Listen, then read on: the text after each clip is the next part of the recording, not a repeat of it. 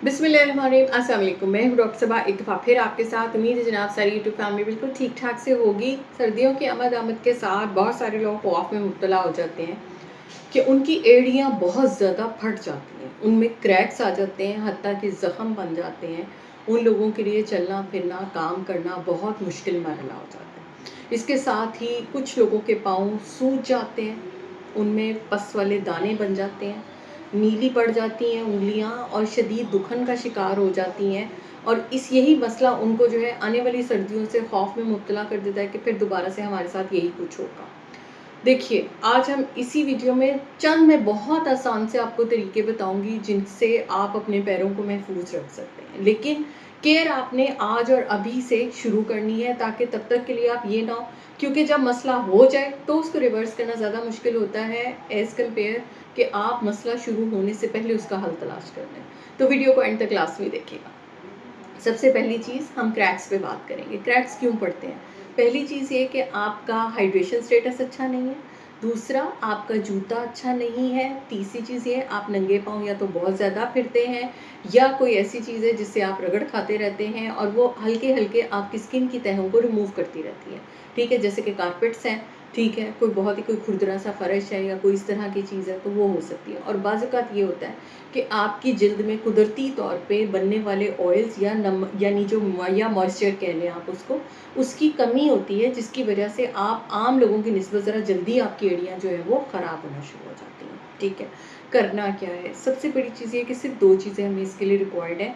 एक सिंपल मोमबत्ती जो आपको आम सफ़ेद रंग की हर जगह हर स्टोर से आपको मिल जाएगी, कोई ऐसी चीज़ नहीं है।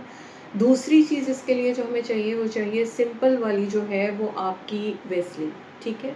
और तीसरी चीज़ जो इसके साथ हमने ऐड करना है वो करना है नारियल का तेल, या आपके पास अगर कोकोनट ऑयल है तो आप वो इस्तेमाल करें। तो कोकोनट ऑयल या उसके साथ जो है आप आलमंड ऑयल या उसके साथ आप कोई सा भी जो आपका एक नॉर्मल एसेंशियल ऑयल अगर आपके घर में कोई पड़ा हुआ है तो फ्यू ड्रॉप्स ऑफ उसके, जैसे लिवेंडर ऑयल अगर पड़ा हुआ है तो वो यूज़ कर सकते हैं।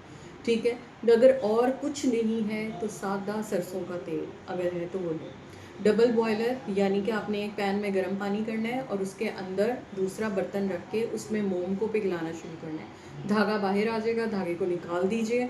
उसमें आपने कितनी, यानी कि आप यूँ समझ लें एक क्वांटिटी के लिहाज से कि 2 से 3 चम्मच अगर आपका मोम है तो आपने उतनी ही क्वांटिटी उसमें वेज़लीन की ऐड करनी है, इक्वल क्वांटिटी।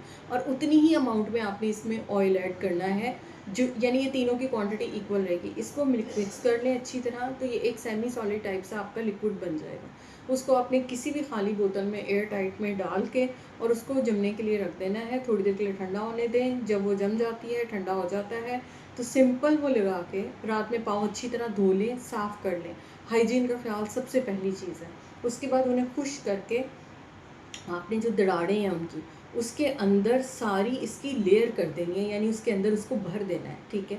और उसके बाद कोई भी जुराब आपकी जो है वो पहन लीजिए, या अगर आपके पास सिलिकॉन की जुराबें हैं तो वो पहन लीजिए।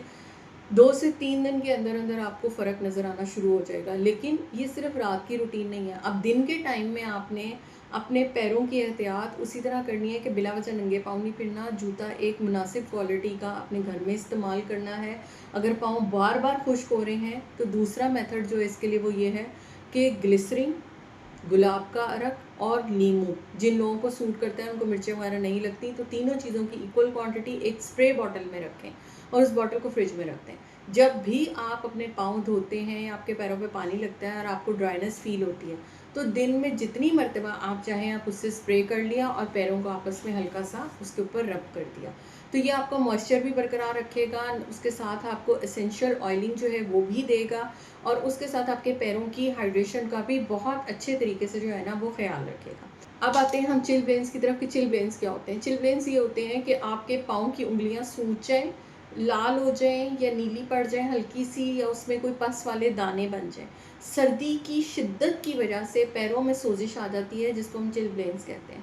उसके लिए भी आसान तरीका सिर्फ ये है कि आपने अपने पैरों को सबसे सर्दी शुरू होने के साथ ही अपनी जुराबों में, उसमें ऊन में, ऊनी जुराबें जो मोटी जुराबें हैं, उसमें आपने अपने पैरों को गर्म रखना है। इसका सबसे बड़ा हल ये है, बिला वजह पानी में नहीं जाना। अगर पानी में जाना पड़ता है तो आप कोशिश करें कि बंद जूतों के साथ आप अपना कोई काम कर लें, ताकि आपके पाँव बार-बार गीले ना हों। अगर ज़्यादा ही मसला है तो फिर सिलिकॉन की जुराबें आती हैं, आप वो चढ़ा लीजिए ताकि आपके पैरों पे पानी ना लगे।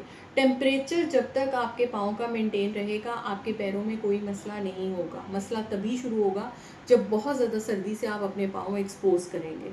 तो इस मसले का वाहिद हल ये है कि आप उनको मॉइस्चराइज़ रखिए, उसके साथ ही आप उनको मुनासिब तौर पे जो है वो गर्म कपड़े से कवर रखिए। जूता गर्म और बंद इस्तेमाल कीजिए, किसी भी जूते में कोई ऐसा ना हो कि जिसका तलवा बहुत थिन हो, ठीक है? मोटे सोल वाला जो जूता है वो इसके लिए बेस्ट जूता है, ठीक है? अगर खुदा ना खास्ता दानों में पस पड़ जाती है तो फ़ौरी तौर पे अपने मौलिद से मशवरा कीजिए और उसके लिए मुनासिब रेमेडी जो है वो फ़ौरी तौर पे कीजिए। तो ये चंद एहतियाती तदाबीर थी, अगर आप अभी से शुरू कर लेते हैं ना तो आपके हाथ और पाँव सिंपल ग्लिसरीन, रोज़ वाटर और लेमन से, ये आपके हाथ, पाँव, इवन फेस, ये सिर्फ ग्लो करेगा, ठीक है? और आपका विंटर बहुत अच्छा गुजरेगा। तो हैव अ हैप्पी विंटर। और ये सारी चीज़ें जो है ना आज और अभी से शुरू करें। आपके कोई सवाल हो तो इसके नीचे मेरे से पूछ लीजिएगा।